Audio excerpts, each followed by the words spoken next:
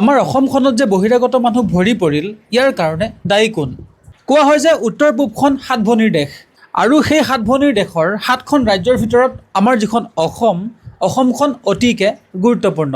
কিন্তু অসমত সোমোৱাৰ ক্ষেত্ৰত, অসমত মানুহ থকাৰ ক্ষেত্ৰত কোনো ধৰণৰ নিয়ম নীতি নাই, যাৰ কাৰণে আমাৰ অসমখন হৈ পৰিছে বহিৰাগত তথা বাংলাদেশীৰ কাৰণে এখন চৰণীয়া পথাৰ।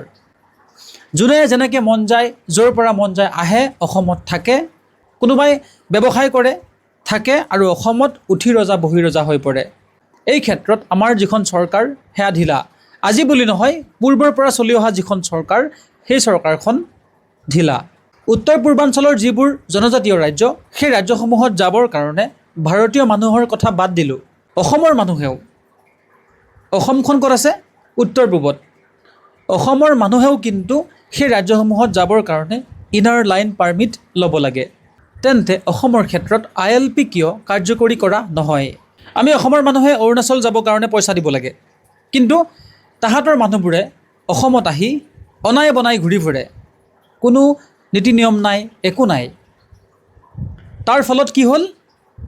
সেই নগা যুৱকে আহি অসমৰ মানুহক মাৰপিট কৰিলে, আৰু যিখন নগালেণ্ড যাবলৈ আপুনি পইচা দিব লাগে, কিন্তু তাহাঁতে অনায়সে অসমত আহি ঘূৰি ফুৰিছে, একো দিব নালাগে। কিন্তু আমাৰ অসমখন যৌতুকত আহা, তাহাঁতৰ বাপেকহঁতে আমাৰ অসমখন বিয়াৰ সময়ত যৌতুকত লৈ আহিছিলে, সেইকাৰণে যেতিয়াই মন যায় আহি অসমখন ব্যৱহাৰ কৰি গুচি যায়। এইবোৰ কাৰণত আমাৰ অসমৰ আজি এই অৱস্থা। আজি অসমৰ মানুহ অসমত যে মগনীয়া ভগনীয়া, কাৰণটো কি? কাৰণ অসমৰ প্ৰশাসন তথা অসমৰ মানুহবোৰ দয়াবান। অসমত চব ফ্ৰী, আহা, খোৱা, যোৱা। তাৰেই প্ৰতিফলন আজি অসমত ঘটি আছে। এতিয়া আমি চবে মিলি বিহাৰীক খেদিছোঁ, বিহাৰীক গালি দিছোঁ, কিন্তু সেই নগাকেইটাক কিয় দিয়া নাই? অৰুণাচলৰ মানুহ আহি অসমত মানুহক পিটি গ'ল, অসমৰ বোৱাৰীক দম দি গ'ল, অসমৰ মানুহৰ মূৰত বন্দুক লগাই থৈ গ'ল, কিন্তু আমাৰ অসমৰ সংগঠন জাতীয়তাবাদৰ মানুহবোৰ চব নিমাত। কিয়? ভয় লাগে। অসমীয়া দেখাৰ কথা আছে, হলা গছত সকলোৱে বাগি কুঠাৰ মাৰে। চাওঁতে চাওঁতে আমি 2026 চন পালোহি। এতিয়া সময় সমাগত, অসমতো এনেধৰণৰ ব্যৱস্থা কৰিব লাগে, যাতে বহিৰাগত মানুহ, অসমৰ কাৰণে বিহাৰীও বহিৰাগত, গুজৰাটীও বহিৰাগত, অৰুণাচলীও বহিৰাগত। এনেকুৱা নহয় যে তাহাঁতে আমাৰ জাতি ভাই, বাকী বিহাৰী, গুজৰাটী, মাৰোৱাৰী এইবোৰ বহিৰাগত। এইবোৰ কি ভাই? অসমক বেছিকৈ ক্ষতি কৰে নগা, অৰুণাচলী আৰু শ্বিলঙৰ মানুহে, কিন্তু আমাৰ সেইবোৰত ভ্ৰক্ষেপ নাই। আজি দুদিন আগত অসমৰ এজন ড্ৰাইভাৰক শ্বিলঙত মাৰপিট কৰি পঠিয়াই দিছে, কিন্তু আমাৰ মানুহবোৰ নিমাত। কাৰণ কি?